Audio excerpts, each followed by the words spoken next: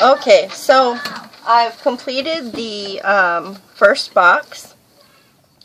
Now, what you want to do, because you can see there's kind of jaggedy edges and little rips and stuff like that, is just clean it up a little bit. So I have a couple little filing blocks here, and I'm just gonna file and clear it, from any real big mistakes.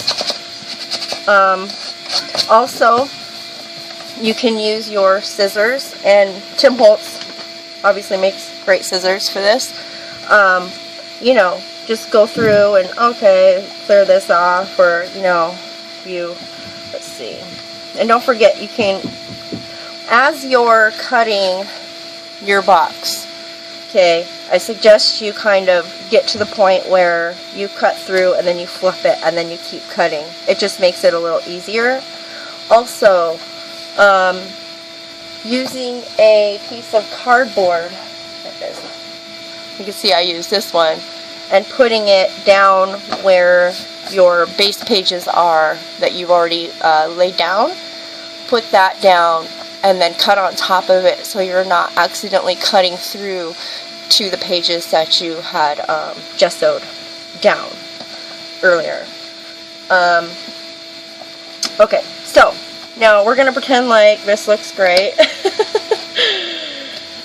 This took a few minutes, like as I said, it's a project that you don't want to wait till the very last minute to do.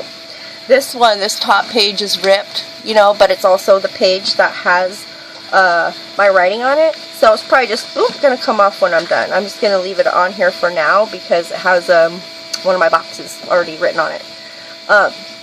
As you can see, as you're cutting the book, you're going to kind of notice that you have your pages kind of go in this way. It's not a big deal, guys. That's just how it looks. Once you decorate and you put things in these boxes and you put, embellishments, you're not going to notice. It's really not a big deal. So I'm going to show you how to do the multi-layered boxes, if that's what you want to do. So if I want, say, this first box to be the complete depth of the pages, then I would do that box, first, go all the way down to where I put my base pages down. Say I want this smaller box only about half the depth. Then I'm going to pull these pages aside, because this is how deep I want this little box. I'm going to clip it down. I don't know if this clip will hold. Okay, that'll work. And then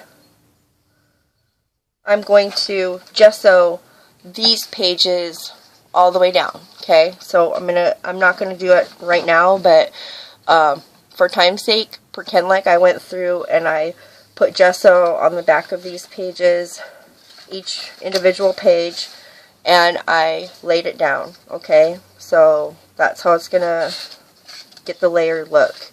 If you want the box to be the same depth as this one, then just cut it at the same time. That's it.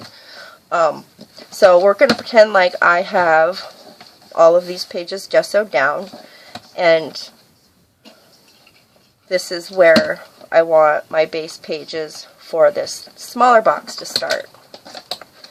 So I would then take my chipboard that I'm using to protect my pages, and let's see, get that out of the way, put this down, and then start to cut this box until I reach the chipboard, and then it'll be only that thick. But then again, that's a design idea that is totally up to you. Other than that, this is how you're going to make each one of these boxes. You're going to gesso each individual paper after you've cut the box from the paper, and then you're going to embellish the inside of the book. One thing I did do was, when I was done with the inside of the book, I covered the back of the book with paper, and I just did a real easy embellishment on the front page. You don't want to make it too terribly involved on the front, because if somebody wants to display their book, you know, in a book holder or standing up, and it will stand up once you're finished, you don't want too much embellishment on the front to get in the way. So I hope this is helpful, guys. I will be hosting a swap for June over at Your Paper Pantry, and I hope you join. Thank you.